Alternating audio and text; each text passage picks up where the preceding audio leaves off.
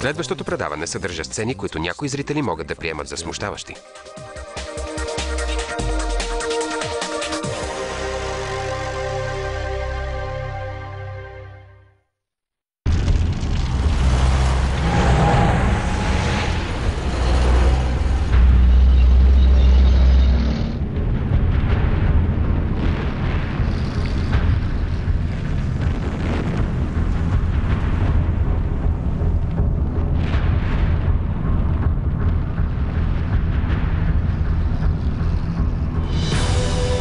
Апокалипсис. Втората световна война.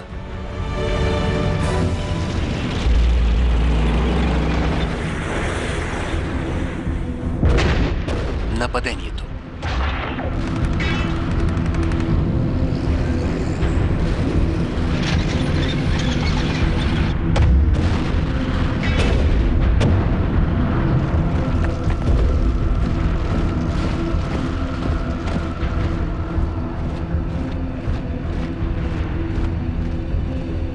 Берлин, 1945. Европа е освободена от терора на нацистите. Червената армия води последните си битки.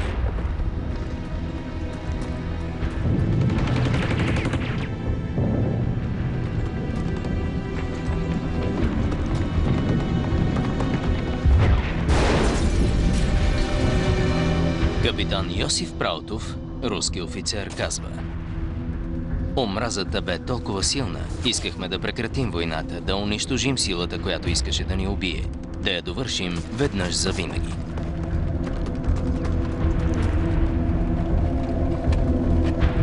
Дните на Хитлер са преброени.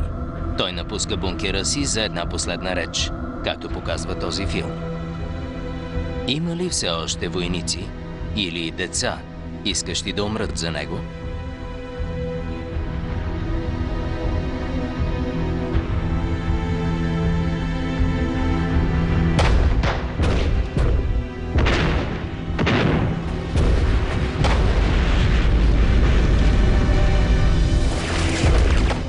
През войната умират 50 милиона души.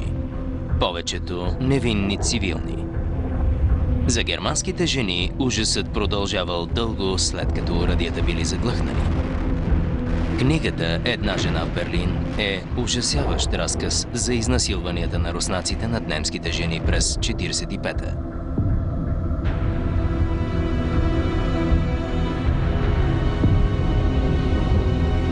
Хванаха ме и ме хвърлиха на земята. Лежах с глава на стълбите.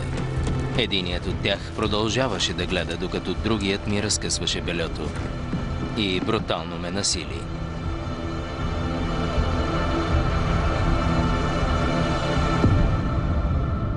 Но си казвахме, по-добре руснак над корема, отколкото американец над главата. Тази германка имала предвид бомбардировачите на съюзниците, които превърнали града в развалина.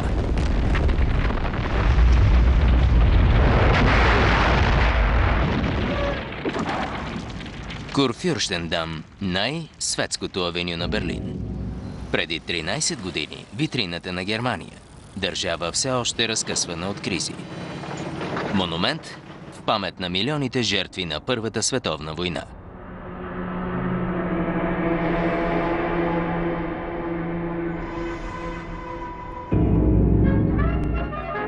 Марлене Дитрих пее «Синият ангел» в Берлин. На Александърплац. Томас Ман получава Нобеловата си награда за литература в сянката на липите на площад Унтер ден Линден. Берлин е културен център на Европа и един от най-толерантните градове в света.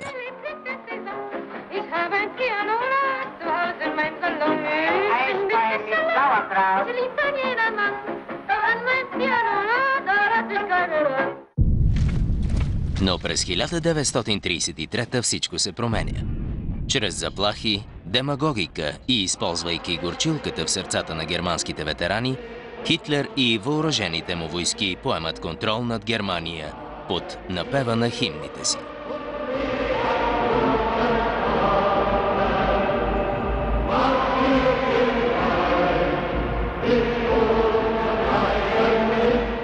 На Нацистите се възползват от слабостта на лявата партия и дори изглежда, че с революционния си поздрав изправен юмрук, Хитлер иска да бъде на тяхна страна. Германските комунисти получават заповедите си от Москва, където виждат социал-демократите като истинския враг. Съюзът между тях е невъзможен. Германските комунисти за последен път пеят Интернационалът.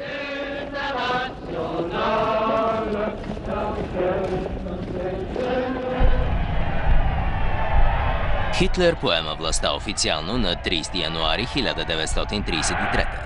За няколко месеца диктатурата му си идва на мястото. Той става фюрерът, лидерът. Поддръжниците му се възправят и редят Хайл Хитлер. Въпреки това, не всички германци са убедени, така че Хитлер отново и отново повтаря простичките си националистични лозунги. Пред нас е Германия. В нас Германия се надига. Зад нас цяла Германия ни следва. Така той печели все повече хора, защото има невероятната сила да убеждава масите. Но какво иска Хитлер? В книгата си «Моята борба» той ясно казва какви са, както той казва, мисиите му. Като един от разгневените ветерани от Първата световна, първата му мисия е да унищожи Франция и да изтрие унижението от Версайския договор от 1919, който отнема армията и част от територията на Германия.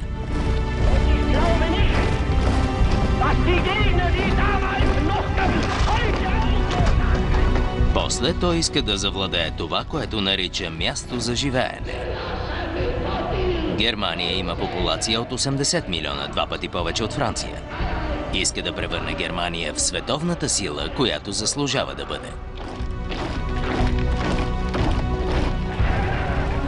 Като патологичен антисемит, Хитлер също така иска да осигури величието на германо-арийската раса, заплашена от евреите. За него евреите са виновни за войната, за загубата на Германия, за инфлацията, за безработицата. Следващата война ще бъде срещу евреите. Ще бъдат изпратени в Дахау, първият концентрационен лагер, където Хитлер заключва антинацистите. А това са комунистите, социал-демократите и всички, които се противопоставят на нацисткия режим. 12 март 1938. Накрая Хитлер решава да обедини всички немско говорящи хора под крилото на Райха, започвайки от родината си. Австрия е анексирана и веднага подложена на същия режим на терора като Германия.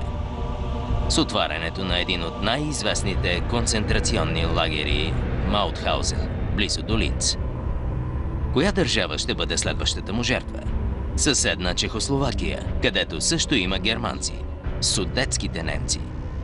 Но държавата е обявена за независима от Англия и Франция. Облаците на войната се събират.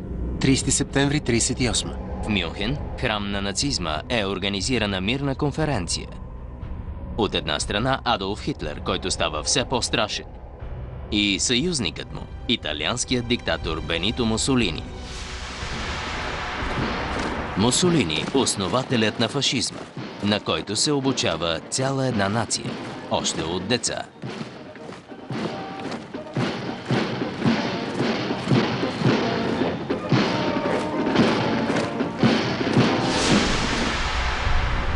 От друга страна, западните демократи. Победители, но изтощени от войната. Невил Чемберлейн, консервативният министър-председател на Англия и радикалният социалист, френският премиер Едуар Деладие, искат да запазят мира.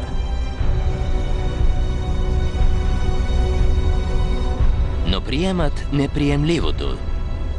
Дават на Хитлер чешката провинция Судетска област в замяна на обещанието да няма повече никакви искания спрямо която и да е европейска територия.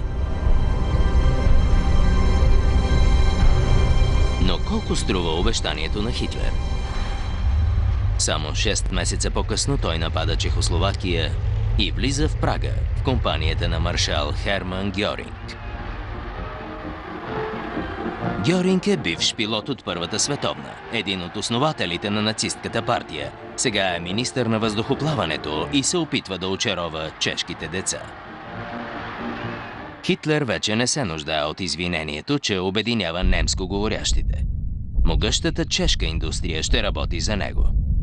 Защо да не се възползва? Съюзниците му позволяват този произвол.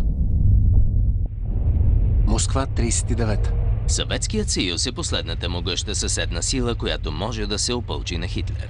Той е подписал спогодба с Франция. Съюз на съветските социалистически републики е официалното име на комунистическа Русия и нейните републики. Манипулация над масите на Червения площад маскира диктатурата на Сталин, който също е хвърлил милиони нещастници в своите лагери. ГУЛАГ.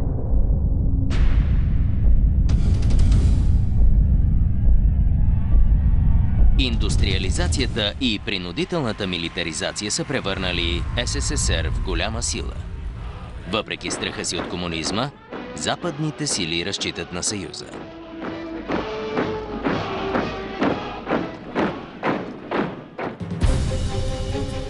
Но Хитлер ще ги изпревари. През лятото на 1939-та в вилата си в Бертесгаден, заедно с външния си министър Йоахим фон Рибентроп, той подготвя блокираща маневра. Хитлер, заклел се да унищожи комунизма, изпраща Рибентроп, нациста, в Москва, за да подпише исторически договор с най-големия си враг. Когато външният министър на Сталин Молотов подписва Германо-съветския пакт, комунистите са втрещени, както тези членове на Френската партия. Вече е август 1939-та и хората във Франция се радват на първия си платен отпуск. Една от големите победи на Социалистическия народен фронт. Какви са причините за този антиагресивен пакт? Руснаците казват, че Сталин печели време, оставяйки Хитлер и западняците да се избият. Може би Сталин, който иска да завземе прибалтийските републики и част от Полша, смята, че може да си раздели Европа с Хитлер. През 1936 щатският конгрес прокарва акта за неутралност, за да избегне въвличането си в друга европейска война. Така, нямайки причина да се страхува от Щатите или Русия, Хитлер решава да унищожи, както той го нарича, най-големият грях на Версайския договор – Гданския коридор. През 1919 германската територия е срязана на две, за да бъде даден на поляците достъп до море. Хитлер решава да атакува Полша и да си върне Гданск на 1 септември 1939, 5:35 сутринта.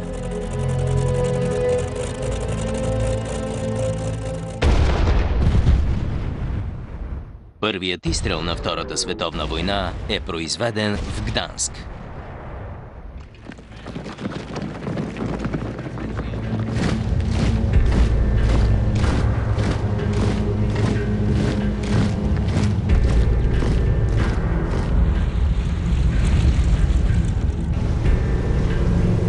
Хитлер е убеден, че британците и французите няма да вземат мерки. Въпреки това, двете правителства веднага се срещат и му изпращат ултиматум, в който искат да спре всички военни действия срещу Полша. Хитлер обявява: противниците ни са червеи. И добавя: кой би искал световна война заради Гданск? 3 септември 1939.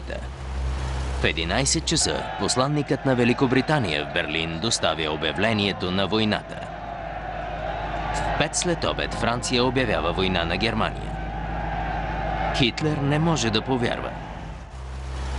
Немските генерали се изправят пред най-лошия сценарий – война на два фронта. Но жребият е хвърлен. Хитлер изпраща Вермахта, въоръжените сили на Германия, в Полша.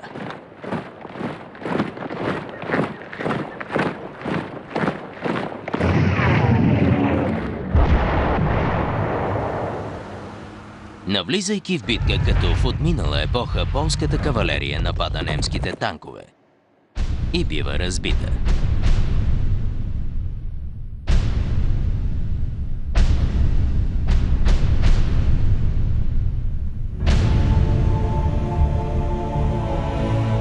Франция, 3 септември 39-та. Париж, станция Гар дьо Лест. Много от тези мъже са тръгвали от тези перони преди 25 години в съвсем друга атмосфера. През август 1914 те маршируват към фронта с повдигнат дух и цветя на пушките си. Но този път няма цветя. Нито пушки.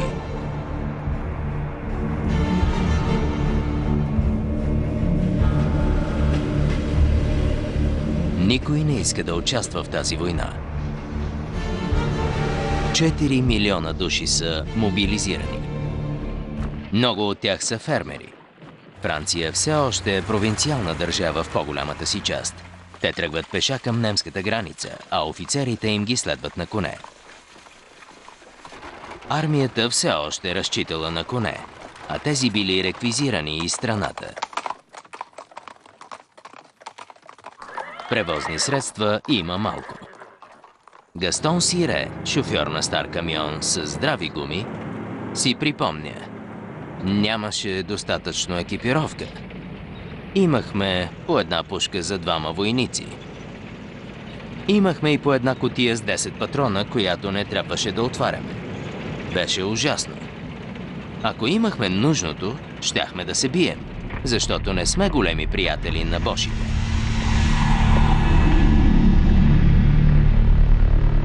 Бош бил нарицателен термин за немските войници през предишната война. Наричали ги също Вер дю Гри, което на френски означава сиво-зелен, цвета на униформите им, който им помагал да се сливат с околната среда. Но кои били тези войници? Да вземем, например, един от младите немци, който марширувайки пее: флагът ни се вее пред нас. Флагът ни е нова епоха. Флагът ни е по-силен от смъртта.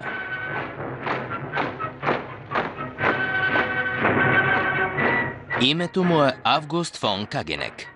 Той пише: мислех, че военната кариера е правилният избор. И родителите ми мислеха така. Баща ми казваше: поне там можеш да отвориш уста и да кажеш каквото искаш. И не е нужно да поздравяваш по нацистки. През септември 1939-та Август фон Кагенек все още се обучава, за да стане танков командир. Той пише: баща ми, който бе генерал, ми казваше: французите имат 40 дивизии на границата, ние имаме 15. Всички други са в Полша. 500 хиляди срещу 200 хиляди. Те са над 2 пъти повече от нас.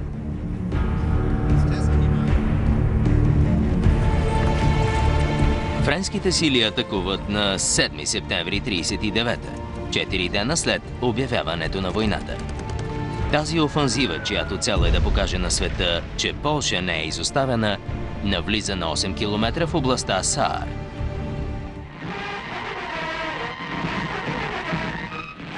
Киноотделът на френската армия показва плячката от войната. Колела. Виждате щастливите колоездачи, които са намерили колелата, изоставени в немските селища.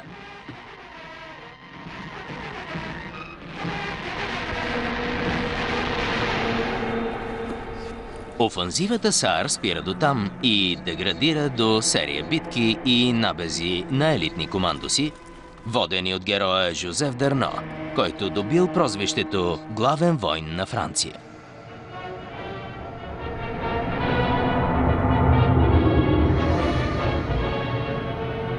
По-късно той става един от най-големите съдружници на германците и след войната е разстрелян. Френската армия, въпреки героите си и численото си превъзходство, не предприема други действия. Генерал Морис Гамелен на 67 години е главнокомандващ на френско-британските наземни войски, защото французите са повече от британците, които пък смятат, че тази война е фиктивна и няма да продължи дълго.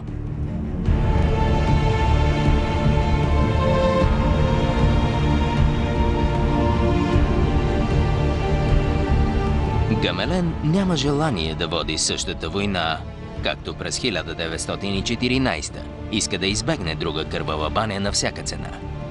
Той смята, че му трябват 2 години насигурно зад линията Мажино, за да превъоръжи страната.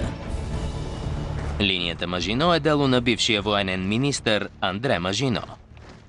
Тази система укрепления имала за цел да спре германците веднъж и завинаги. За конструирането й били нужни близо 10 години, както и 1,5 милиона кубични метра бетон и 150 хиляди тона стомана. Всички тези оръдия са свързани посредством линия от тунели, дълги 100 км. Самата линия е дълга 720 км и се простира от швейцарската до белгийската граница. Линията Мажино свършва на крачка от горите на Ардените. Френското военно командване смятало, че немските танкове няма да се справят с пресечения терен. Французите не продължили линията до морето, защото преди да обяви неутралитет, Белгия била съюзник на Франция и се възпротивила. Тази северна част от фронта се пази от френската армия и британските експедиционни войски, по-късно подсилени от канадците и войски от далечните британски колонии.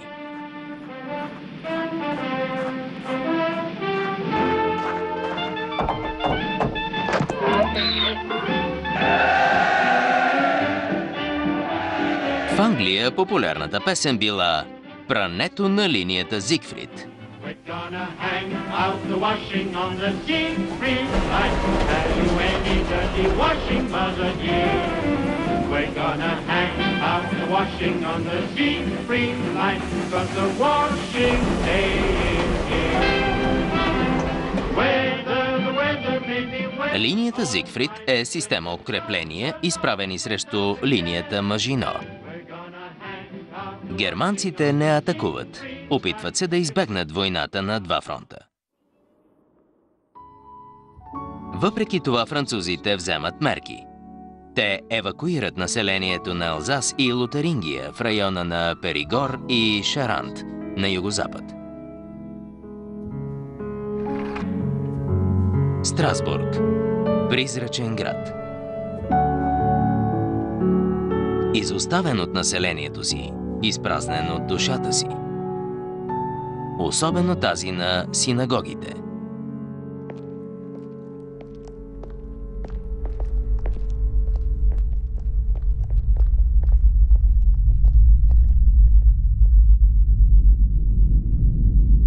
Варшава, 20 септември 1939.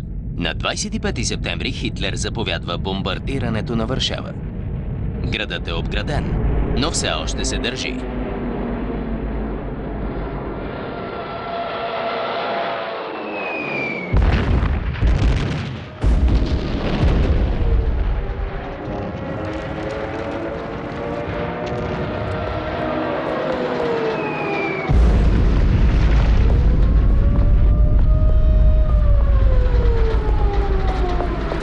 Фюрерът иска да внесе ужас в сърцата не само на поляците, но и на французите и британците.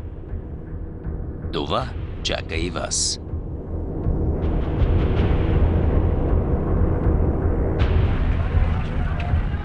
Ню Йорк, 20 септември 1939. Светът е ужасен. В Ню Йорк бомбардирането на Варшава е новина на Таймс Сквер и е на първа страница на вестниците.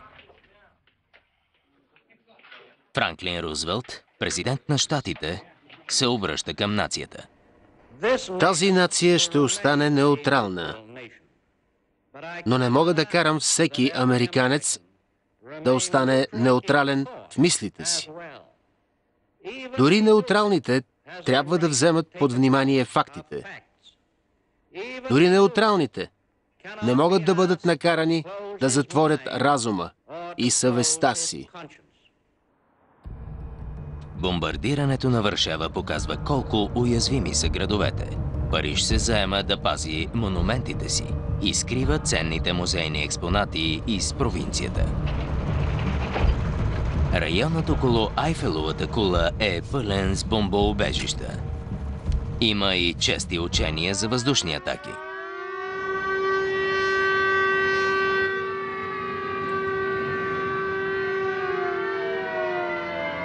Противогазите са задължителни.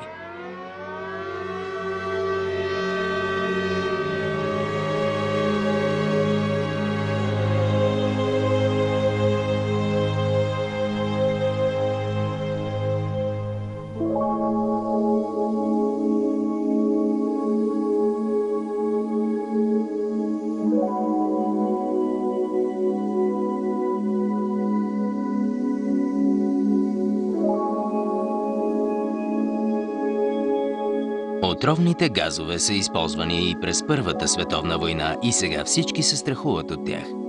Дори конете. Междувременно Полша е безмилостно разчленена.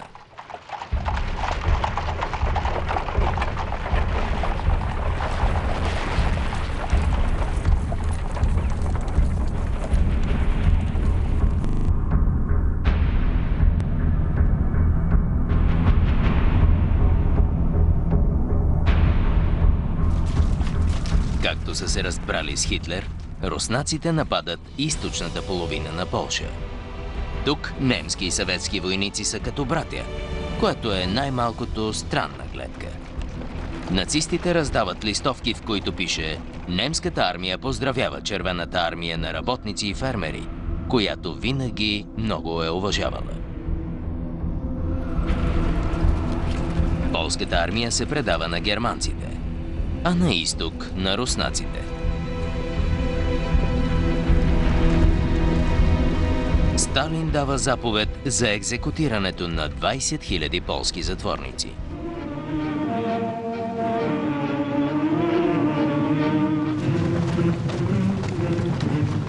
Той иска да елиминира елита на държавата, която смята да анексира. 4500 полски офицери са екзекутирани с изстрел в главата в гората Катин, близо до Смоленск в Русия. 2 години по-късно в Кремъл Сталин се среща с главата на полското правителство, генерал Сикорски, който представя списък с изчезнали полски офицери. Руснаците отричат каквито и да било действия.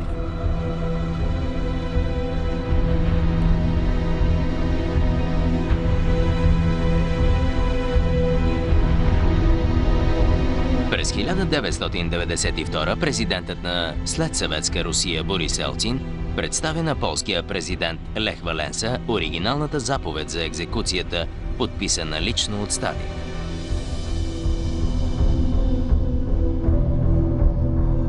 Окупирайки половината Полша, Сталин попада в капана на Хитлер, който има нужда от обща граница с СССР, за да задейства плана си и да нападне Русия.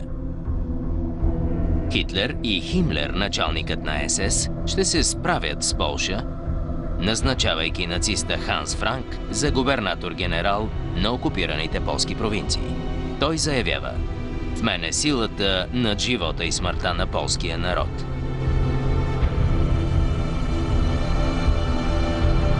След войната той бива съден в Нюрнберг и обесен за престъпления срещу човечеството.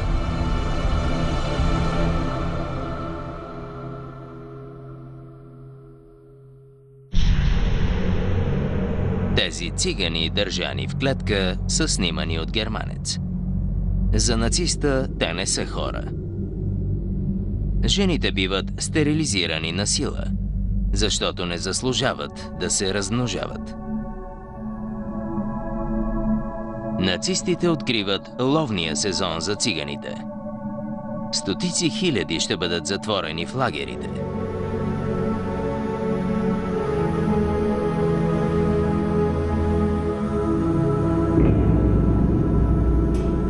Мъченията на евреите започват.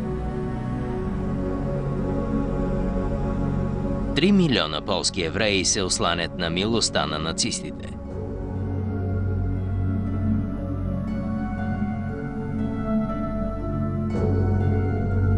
Хитлер все още не е сигурен какво смята да прави с тях. Докато войната се развива добре за него, той смята да ги депортира на изток и дори да ги изпрати в Мадагаскар. Чак когато изходът на войната не е толкова сигурен, Хитлер и съучастниците му дават воля на яростта и омразата си, водещи до убийствата. Последното решение. През това време евреите трябва да бъдат идентифицирани, маркирани с жълта звезда и изпратени в гета, някои от които напълно преградени.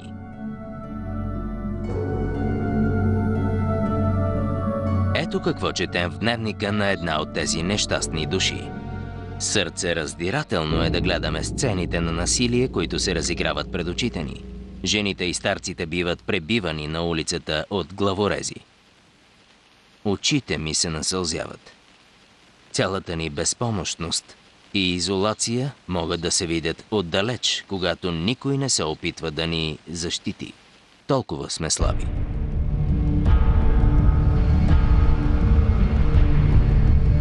Във всички големи полски градове има гета-затвори, където немски, австрийски и чешки евреи биват затварени. Евреите там все още се надяват някой ден да се приберат у дома. Те не знаят, че ще умрат от студ и глад. Не знаят, че ще започне Холокостът. Населено с евреи. Не преминавайте.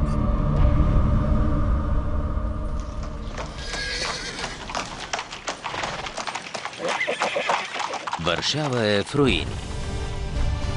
Хитлер пристига, за да бъде сниман от екипа, отговорен за пропагандата, който е в колата отзад.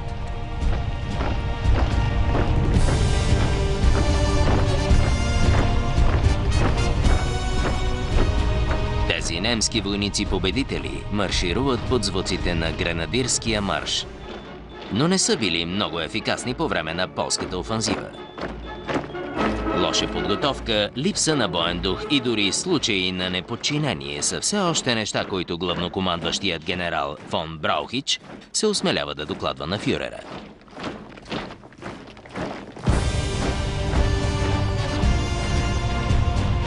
Хитлер е бесен, но не се съмнява в успеха си и заповядва атака на запад към Холандия, Белгия и Франция. Някои от генералите му смятат това за лудост. Някои от тях планират да свалят от власт фюрера. Моментът е критичен. Историята зависи от баланса. 8 ноември 1939. Хитлер се изплъзва при опит за убийство. Сякаш има божествена закрила. На погребението на жертвите той е друг човек. Влиянието му над армията и немския народ е станало още по-голямо. Той казва на генералите си: решението ми е неоспоримо, ще атакувам Франция в точния момент. Ще победя или ще умра, опитвайки се. Въпреки това, Хитлер все още не е сигурен за атаките на Запад, защото казва: войната е като отварянето на врата на тъмна стая. Не знаеш какво ще се случи.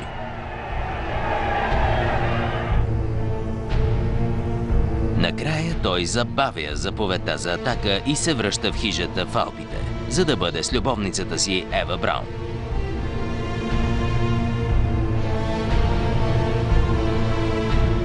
Тя заснела тези кадри на антуража на Хитлер и на архитекта на Райха Алберт Шпеер, който често се разхождал с Хитлер. Шпеер си припомня: Хитлер искаше да прекръсти Берлин на Германия. Вече имахме модел на площад Адолф Хитлер, вдъхновен от този на Свети Петър в Рим, но 17 пъти по-голям. Казах му: Майн фюрер, това няма ли да е идеална цел за бомбардировачите? А той отвърна: съвсем не. Гьоринг ме увери, че вражески самолет няма да прелети над Райха.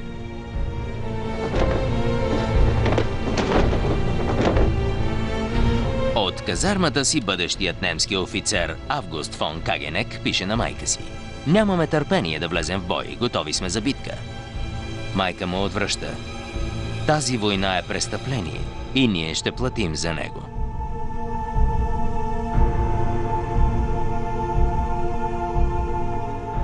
Войната навлиза в странна фаза. Германците я наричат Зицкриг – седящата война. Британците я наричат странната война.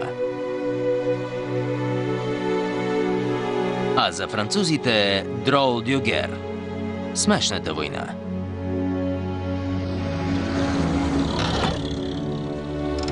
Дълъг период на изчакване, особено труден за жените. Те трябва да се притесняват не само от страданията на войната, но и за оцеляването на семействата си.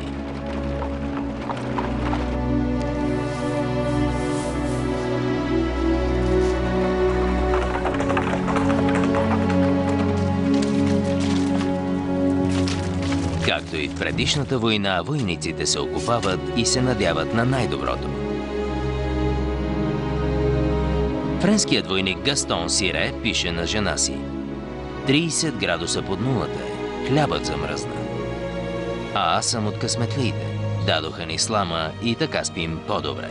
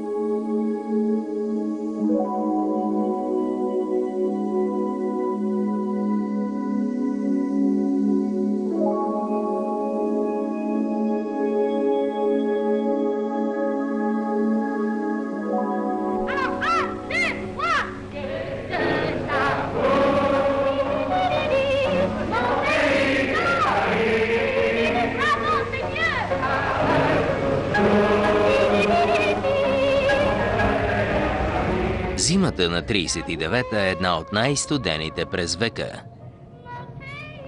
И за да стане по-лошо, всички зими през войната са ужасно студени.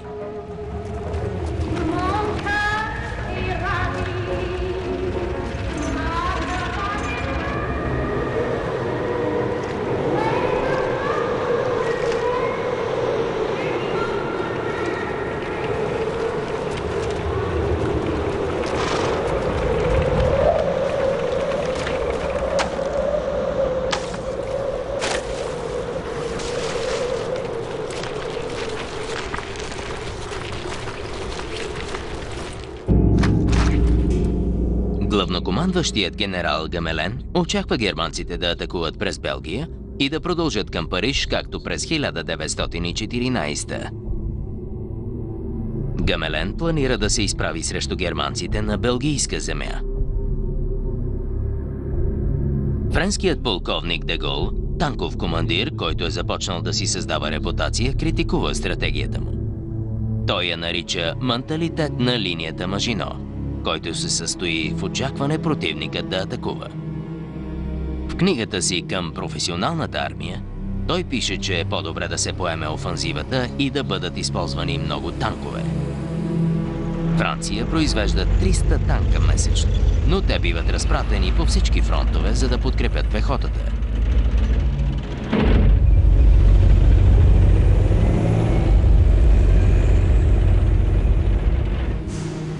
Авиацията им също изостава. Франция поръчва 4000 самолета от щатите. Въпреки растящата изолационна тенденция, започната от Чарлз Линдберг, героят направил първия презокеански самостоятелен полет и сега главен защитник на движението Първо Америка. Ако вярвате в независимата съдба на Америка, ако вярвате, че тази страна не бива да се меси в европейската война, присъединете се към общността Първо Америка и нейните вярвания. Това е изолационният глас на Америка и на публични личности като Хенри Форд, антисемитският производител на коли. Или Джозеф Кенеди, американски посланник в Лондон, който е против войната. Докато синът му Джон, бъдещ американски президент, подкрепя европейската демокрация. Нацистки и симпатизанти в Америка също подпомагат нажежения климат от началото на 1940. В Европа Британският съюз на фашистите също е много активен, докато не бива забранен.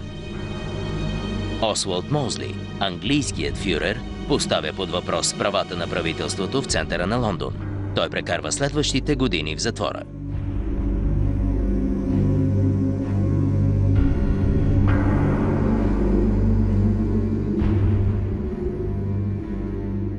Речите му подстрекават хората да излязат на улицата и да спрат войната. Но Уинстън Чърчил е поел юздите на британското правителство. Тук го виждаме с французите генерал Гамелен и адмирал Дарлан, които са на официална визита в Лондон.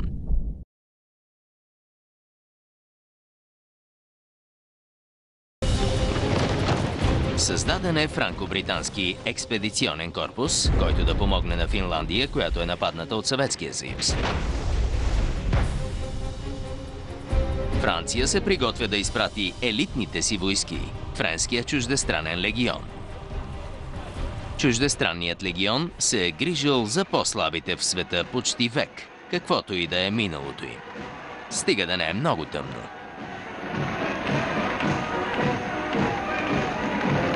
Централата му в Сиди Белабес в Алжир записва доста испански републиканци, напуснали страната си след фашистката победа на Франко.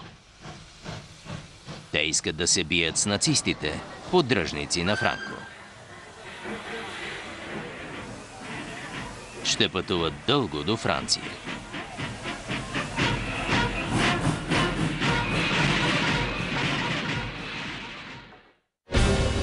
Легионерите пристигат в Брест, заедно с добре екипираните алпийски ловци. Корпус, трениран за бой в снежни райони.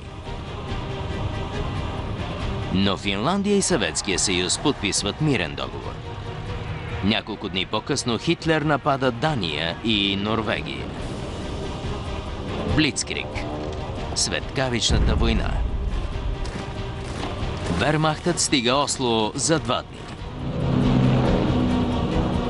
Хитлер иска да защити железния път. Желязото е много важно за немците през войната и 50% от него, добито от рудите в Швеция, бива изпращано от норвежкото пристанище в Нарвик.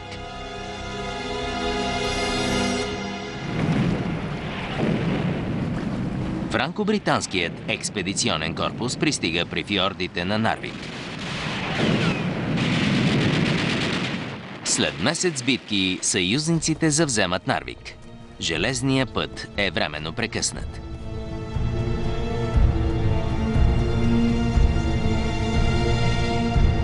Победата е добре дошла за французите и връща вярата в тяхното мото «Ще победим, защото сме най-силните». Но експедиционният корпус трябва да напусне Нарвик и през остатъка от войната, влак след влак с желязна руда, храни немската военна машина. Французите са върнати вкъщи, защото германците са започнали своята офанзива на запад.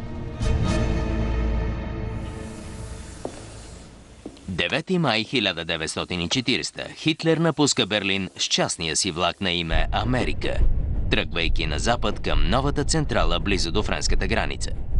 Хитлер съобщава: „Господа, офанзивата току-що започна."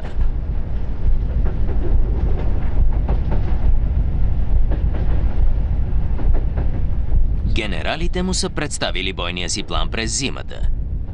Изглеждал подобен на този от 1914 атака през Белгия. Но Хитлер предпочел идеята на генерал фон Манштайн. Армията да мине направо през Арденската гора и после да потегли към морето, изненадвайки съюзниците с сърповидна маневра. Но тази сърповидна маневра е голям риск, защото съюзниците може ли да обърнат и контраатакуват. Въпреки това Хитлер е убеден. Той добавя: „Важното е само времето да е добро." 10 май 1940 година. Лейтенант Август фон Кагенек твърди: „Ние сме Вермахта, въоръжените сили на Велика Германия. Победата е сигурна."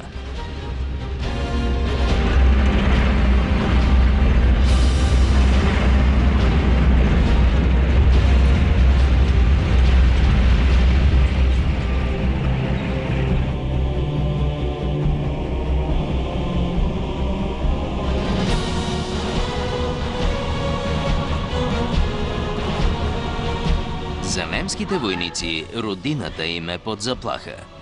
Все пак французите обявяват война на Германия.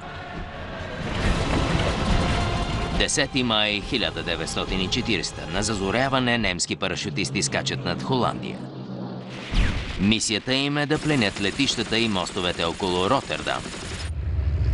През това време Хитлер атакува Белгия.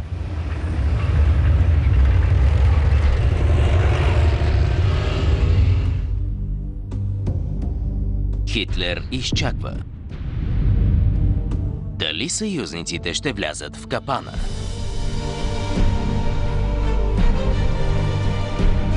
Преводач Любен Марковски.